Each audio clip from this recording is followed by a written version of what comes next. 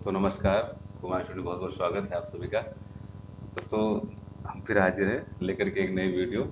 इसका आज का टॉपिक है भू राजस्व संबंधी कानून जो सिलेबस में दिया हुआ है। तो आइए चलते हैं टॉपिक पे। तो पहला पॉइंट है कि भू राजस्व से जुड़े कानून जो मुख्य रूप से भूमि अधिग्रहण, पुनर्वास या पुनर्स्थापन से संबंधित हैं, जो भूमि अधिग्रहण के लिए उचित मुआवजा और पारदर्शिता सुनिश्चित करते हैं। इसके अलावा उत्तर प्रदेश भू राजस्व अधिनियम 1901 जैसे कानून उत्तराधिकार और भूमि के हस्तांतरण के संबंध में रिपोर्ट प्रस्तुत करने और रिकॉर्ड को संशोधित करने की प्रक्रिया को नियंत्रित करते हैं। नेक्स्ट पॉइंट है कि भूमि अधिग्रहण का अधिकार अधिनियम 2013।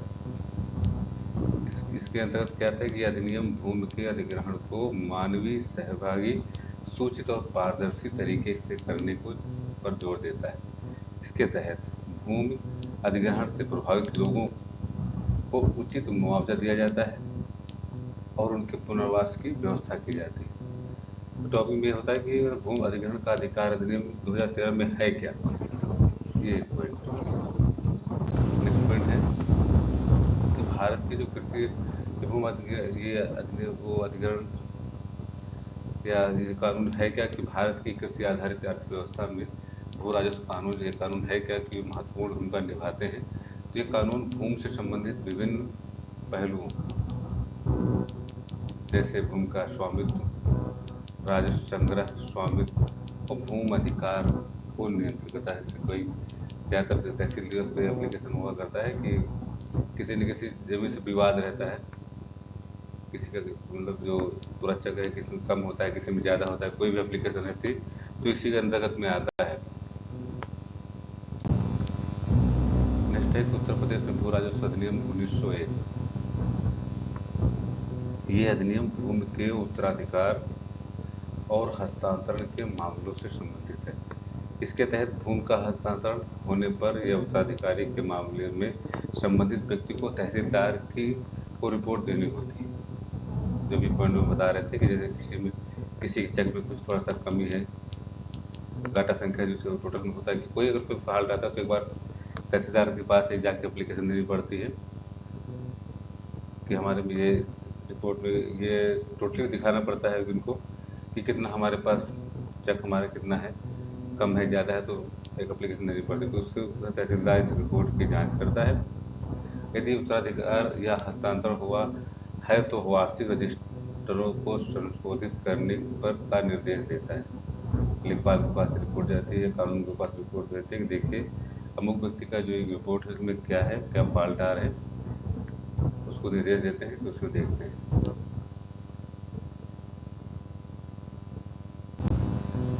नेक्स्ट है कि नेक्स्ट पॉइंट उत्तराधिकार और वरासत। क्योंकि होता है ना कि जिनके पिताजी एक्सपायर हो गए या माता जी एक्सपायर, जिनके नाम से जो होते हैं ज़मीन, तो वे लोग अब कहते हैं कि इसको वरासत करा ली जाए कि उत्तराधिकारी तो वो नहीं रहे। तो होता है ना कि ज़्यादातर हर स्तर पर देखिए, चाहे किसी का प्लाट हो या किसी की ज़मीन के कोई खेत की ज़मीन हो, तो उसको चेंज कराना होता है तो एक लेखपाल को एप्लीकेशन देनी पड़ती है, कानून वहाँ पर जाकर तहसील में देनी पड़ती है। तो वरासत करा ली जाए, तो लोग कहने में आते कि वरासत करा ली जाए। तो भू राजस्व संहिता के आधार पर 33 धारा 33 के तहत भूमि के उत्तराधिकार या वरासत के पंजीकरण से संबंधित प्रक्रियाएं निर्धारित की गई। एक प्रक्रिया है धारा 33 ब्रैकेट में 1 के तहत। तो अधिकार अभिलेख से खतौनी होता है, तो इसके लिए एक होता है ना कि आदमी जब भी कभी जाता है तो लेखपाल को जाकर बोले खतौनी नंबर बताइए, खतौनी क्या है, कौन सी खतौनी दिखाइए। तो प्रत्येक गांव के लिए अधिकारों का एक अभिलेख रखा जाता है। हर आवंटित होते हैं कि जितने भी एक ब्लॉक स्तर पर तहसील जो लेखपाल रखे जाते हैं उनको आवंटित होता है कि आप कितने कितने गांव उनके अंडर में हैं। तो उससे आधारित उनको होता है कि उनके अभिलेख उनके पास होते हैं, उस गांव के अभिलेख होते हैं कि प्रत्येक व्यक्ति के पास कितनी ज़मीन है, पूरी डाटा संख्या के अनुसार सारा दिया होता है उनके पास, और सब उन अभिलेख में सारा लिखा रहता है, जिससे भूमि की खेती करने वालों, कब्जा करने वाले सभी व्यक्तियों का विवरण होता है। उनके पास आप कभी भी जाएंगे तो लेखपाल के पास जाइए कोई भी, तो उनसे रिपोर्ट मांगे कि हमारे खेत का ब्यौरा कितना है, कैसे क्या है, किसके पास में है, कौन सा गलियारा है, कौन सी गली निकली हुई है उस रोड से, रोड के किनारे है कि नाली है, क्या पूरा सिस्टम उनके पास दिया होता है।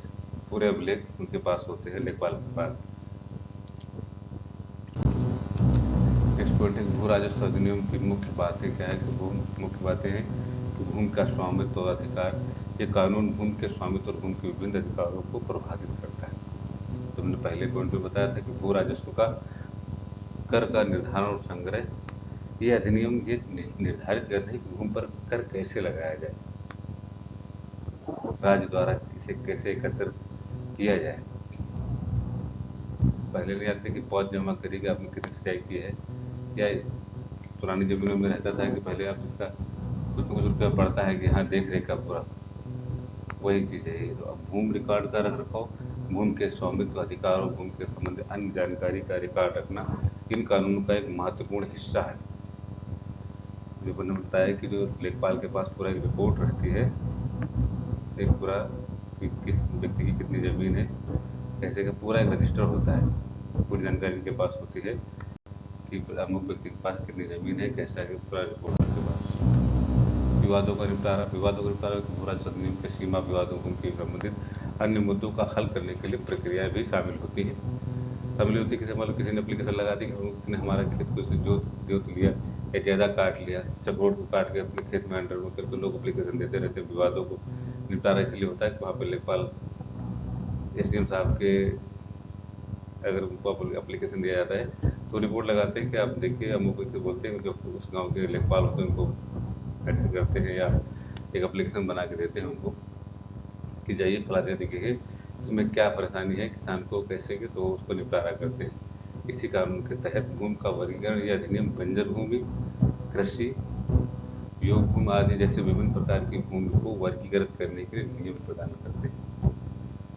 उसमें जो लेखपाल के पास जो पूरा डाटा होता है उसमें ये होता है कि किसी भी गांव में कितना बंजर भूमि है, कितना कृषि योग्य भूमि है, वो सारा उनके पास ब्यौरा होता है।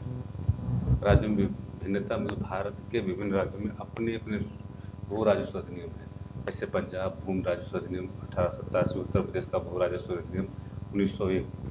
क्योंकि उत्तर प्रदेश में परीक्षा होने वाली है तो ये जरूर पूछा जाएगा कि ये किसके अंतर्गत, तो 1901। और राजस्थान का भू राजस्व अधिनियम 1956।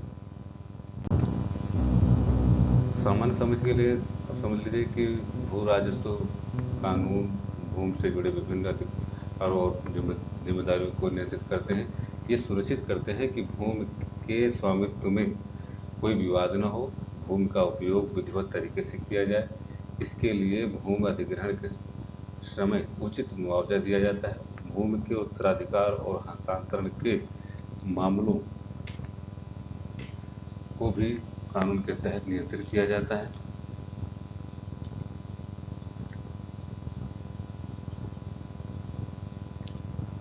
ताकि वार्षिक रजिस्ट्रों में भी सही रिकॉर्ड बना रहे।